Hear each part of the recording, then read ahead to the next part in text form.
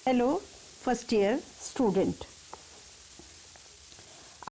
आज से हम मूलभूत आर्थिक समस्याओं के आगे के टॉपिक में हम चर्चा करेंगे।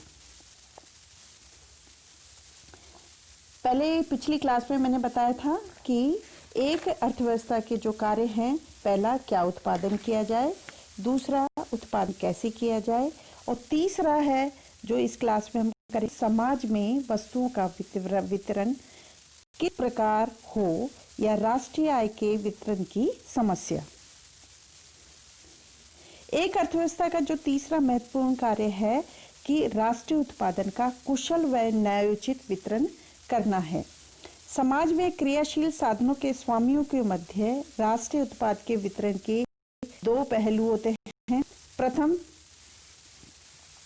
अर्थव्यवस्था को यह तय करना होता है कि उत्पादन कितना अंश किस व्यक्ति को प्राप्त हो। द्वितीय, अर्थव्यवस्था को यह भी तय करना होता है कि किस आय में से प्रत्येक व्यक्ति को कितनी मात्रा में और किस प्रकार की वस्तुएं प्राप्त हों, क्योंकि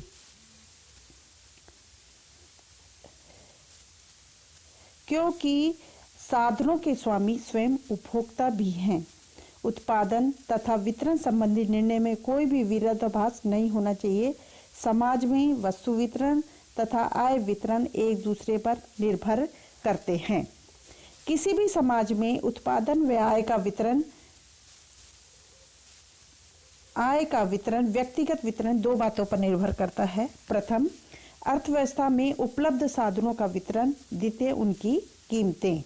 साधनों का जितना अधिक केंद्रीकरण होगा, आय में वितरण उतना ही अधिक असमानता होने की संभावना रहती है। प्रत्येक साधन की कीमत साधन बाजार में साधन की सापेक्ष दुर्लभता पर निर्भर करती है। भारत जैसे अधिक जनसंख्या वाले देश में श्रम की मजदूरी कम है तथा पूंजी दुर्लभ होने से ब्याज दर काफी ऊंची रहती है। ऐसी दशा में दी हुई साधन कीमत पर प्रत्येक साधन स्वामी की आय उसके द्वारा उत्पादन हेतु इच्छित साधन कीमत पर निर्भर करेगी। उत्पादन किसके लिए हो, इसकी व्याख्या उत्पादन संभावना वक्र में देना संभव नहीं है। जैसा कि चित्र में बताया गया है कि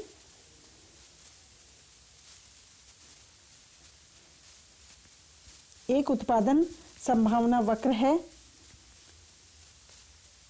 ओ एक्स पे हमने साइकिल ली है, ओ वाई पर हमने कारें ली है, और उत्पादन संभावना वक्र ये है। अगर ए बिंदु पर एक देश उत्पादन करता है, इसका मतलब वो कारों का उत्पादन कर रहा है और साइकिल का उत्पादन जीरो कर रहा है, यानी उस देश में के समाज में बहुत ज़्यादा असमानता है। और अगर वो बी बिंदु पर कार्य कर रहा है तो कार ज़्यादा कर रहा है, साइकिल कम कर रहा है। इसका मतलब उस देश में असमानता यानी आय का वितरण बहुत ज़्यादा असमान है। अगर वो डी बिंदु पर कार्य कर रहा है या सी बिंदु पर कार्य कर रहा है तो साइकिल का उत्पादन ज़्यादा कर रहा है, कार का उत्पादन, यानी उस देश में समान आय वितरण है। यानी कह सकते हैं सी तथा डी बिंदु आय वितरण की समानता का और ए और बी बिंदु असमान आय वितरण का द्योतक है। अगर हम बात करें मिश्रित अर्थव्यवस्था में जो उत्पादित वस्तुओं का वितरण भी कीमत प्रणाली के द्वारा होता है। वस्तु वितरण व्यक्तिगत आय वितरण पर निर्भर करता है। थोड़ी आय वालों की अपेक्षा अधिक आय वाले व्यक्ति अर्थव्यवस्था की उत्पत्ति में अपेक्षाकृत बड़ा हिस्सा प्राप्त करते हैं। व्यक्तियों की आय साधनों की कीमत और साधनों की मात्रा पर निर्भर करती है। पूंजीवादी अर्थव्यवस्था में साधनों पर निजी स्वामित्व होता है। जिन व्यक्तियों के पास धन अधिक मात्रा में है तथा उस साधनों की कीमत ऊंची है तो उसकी आय का अधिक भाग होने से उत्पादित वस्तुओं का एक बड़ा हिस्सा प्राप्त कर सकते हैं। इसी प्रकार समाजवादी देशों में उत्पादन का वितरण सरकार या केंद्रीय नियोजन सत्ता द्वारा किया जाता है। समाजवादी अर्थव्यवस्था में आय वितरण निम्न दो तत्वों पर निर्भर करता है। पहला, उत्पादन साधनों पर समाज का स्वामित्व होता है, क्योंकि समाजवादी अर्थव्यवस्था में व्यक्तिगत रूप से ब्याज, लगान, लाभ प्राप्त करने के अवसर नहीं रहता, अतः ये आय वितरण को प्रभावित नहीं करते। केंद्रीय सत्ता ही यह निर्धारित करती है कि कुल द्रव्य आय में से कितना हिस्सा श्रमिकों और व्यक्तियों में बांटा जाए तथा कितना हिस्सा सरकार प्रतिरक्षा व सामाजिक उद्देश्य हेतु अपने पास रखा जाए। सेकंड यह है कि व्यक्तियों की मजदूरी उनकी उत्पादकता पर निर्भर नहीं होती, ये एक समाजवादी नियम है। इसी प्रकार अगर हम मिश्रित अर्थव्यवस्था की बात करें तो मिश्रित अर्थव्यवस्था में उत्पादित दोनों ही कीमत प्रणाली के द्वारा भी किया जाता है, साथ साथ सरकार राशनिंग की प्रक्रिया के द्वारा भी उत्पादित वस्तुओं को नियंत्रित मूल्यों पर वितरित करती है। असमान वितरण को कम करने के लिए सरकार प्रगतिशील करारोपण, आर्थिक सहायता, न्यूनतम मजदूरी कानून, सामाजिक सुरक्षा, अनुदान, संपत्ति, आय की अधिकतम सीमा का निर्धारण कर आय की असमानता को कम करके आर्थिक शोषण को रोकने का प्रयास करती है। जो चौथा है वो है अति अल्पकाल में राशन। अति अल्पकाल में राशन से मतलब यह है कि एक अर्थव्यवस्था उस समय के लिए भी वस्तुओं का राशन की व्यवस्था करनी पड़ती है जिसमें उसकी पूर्ति में परिवर्तन नहीं किया जा सकता। उस समावधि को अति अल्पकाल कहा जाता है। उदाहरण के लिए संपूर्ण अर्थव्यवस्था में गेहूं की फसल प्रतिवर्ष अप्रैल मई माह में काट ली जाती है, अतः उस वर्ष में अगले वर्ष कटाई वाले माह तक गेहूं की पूर्ति स्थिर रहेगी और पूरे साल हमें उस गेहूं का यूज करना पड़ता है, प्रयोग करना पड़ता है। इस स्थिर पूर्ति को राशन के द्वारा करना, वितरण करना पड़ता है। प्रथम इसे अर्थव्यवस्था के विभिन्न उपभोक्ताओं के बीच पूर्ति का आवंटन करना होगा। द्वितीय, दी हुई पूर्ति को एक फसल से दूसरे अवसर पर फैलाना होगा। स्वतंत्र उद्यम वाली अर्थव्यवस्था। पूंजीवाद में कीमत प्रणाली के माध्यम से स्थिर पूर्ति को विभिन्न उपभोक्ताओं के बीच में वितरित किया जाता है। वस्तु के अभाव के कारण कीमत बढ़ जाती है जिससे उपभोक्ता के द्वारा खरीद कम हो जाती है। कीमत उस समय तक बढ़ती रहेगी जब तक समस्त उपभोक्ता के साथ एक स्थिर पूर्ति को क्रय करने के लिए तैयार नहीं हो जाते। वस्तु की मांग की तुलना में पूर्ति ज्यादा होने से कीमत घट जाएगी जिससे उपभोक्ता के द्वारा खरीदी जाने वाली मात्रा उस समय तक बढ़ती जाएगी। जैसा कि इस चित्र में बताया गया है कि OX पे हमने रोटी की इकाई ली है, OY पे हमने कीमत ली है और हमारी जो पूर्ति है लाइन है बिल्कुल स्थिर है और हमारी मांग है वो DD है, जहां पर कीमत निर्धारित होती है OP। अब मांग बढ़ती है तो कीमत भी बढ़ जाती है, मांग घटती है तो कीमत भी घट जाती है। यानी कीमत कम में वृद्धि हो रही है या ज़्यादा हो रही है वो मांग निर्धारित करती है, क्योंकि पूर्ति क्या है, स्थिर है। समाजवादी देशों की बात करें, समाजवादी देशों में राशनिंग प्रणाली के द्वारा यह व्यवस्था अपनाई जाती है, वितरण किया जाता है। मांग व पूर्ति असमान्य को ठीक करने के लिए मूल्य प्रणाली का सहारा नहीं लिया जाता। राशनिंग प्रति वर्ष सरकार के द्वारा नियोजित ढंग से वस्तुओं का वितरण किया जाता है। मिश्रित अर्थव्यवस्था में दोहरी व्यवस्था अपनाई जाती है, यानी कीमत प्रणाली का प्रयोग भी किया जाता है और राशन के द्वारा भी उपभोक्ताओं के बीच में वस्तुओं का वितरण किया जाता है।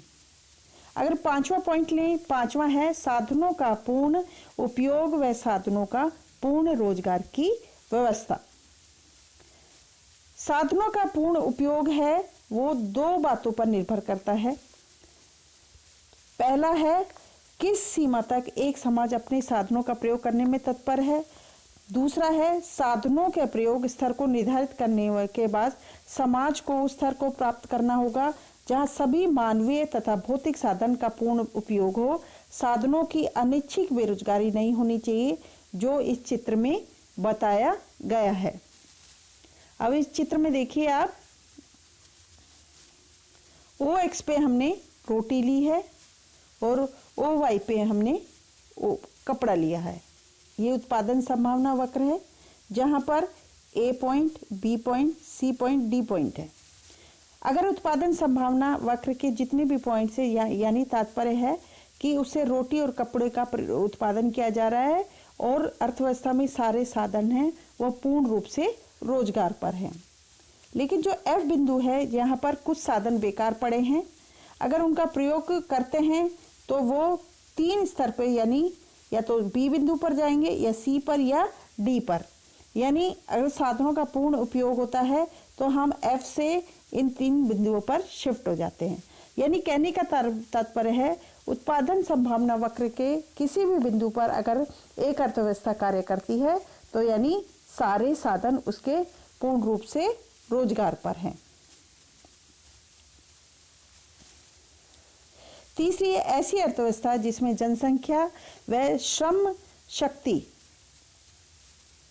यानी ऐसी अर्थव्यवस्था जिसमें श्रम शक्ति में वृद्धि हो रही, तो पूर्ण रोजगार बनाए रखने के लिए प्रत्येक वर्ष अधिकाधिक की मात्रा व्यवस्था करनी पड़ेगी। एक विकासशील अर्थव्यवस्था में रोजगार के स्तर के संबंध में स्थिर स्थिति पर्याप्त नहीं होती।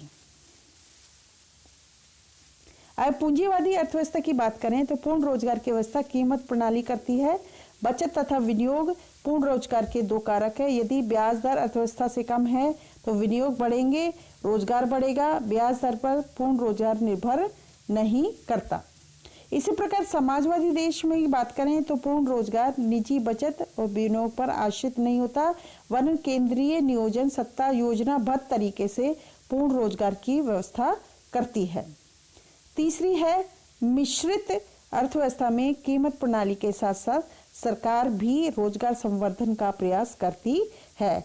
यानी आर्थिक नियोजन के माध्यम से साधनों के रोजगार की व्यवस्था भी की जाती है। सरकार मौद्रिक, औद्योगिक, राजकोषीय, व्यापारिक व श्रम नीतियों के माध्यम से पूर्ण रोजगार की व्यवस्था करती है। छठा है आर्थिक अनुरक्षण, विकास तथा लोच। आज विकसित व विकासशील देशों में अलग अलग समस्या हैं। विकसित अर्थव्यवस्था में यह आशा की जाती है कि उत्पादन क्षमता को बनाए रखे, ताकि विकासशील अर्थव्यवस्था का उद्देश्य उत्पादन क्षमता में वृद्धि करना होता है। अनुरक्षण से तात्पर्य है कि अर्थव्यवस्था की उत्पादन क्षमता को मूल्यह्रास की व्यवस्था के जरिए यथास्थिर बनाए रखना। विस्तार या विकास से तात्पर्य अर्थव्यवस्था के साधनों की किस्मों के निरंतर सुधार करना, साथ में उत्पादन की तकनीकों में निरंतर सुधार करना।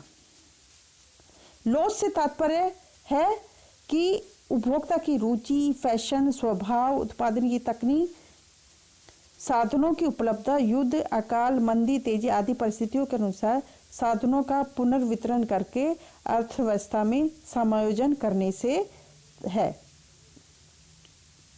यानी इस प्रकार आर्थिक अनुरक्षण, विकास व लोच भी अर्थव्यवस्था की कार्यों में आता है, यानी उनकी समस्या से होता है। Thank you.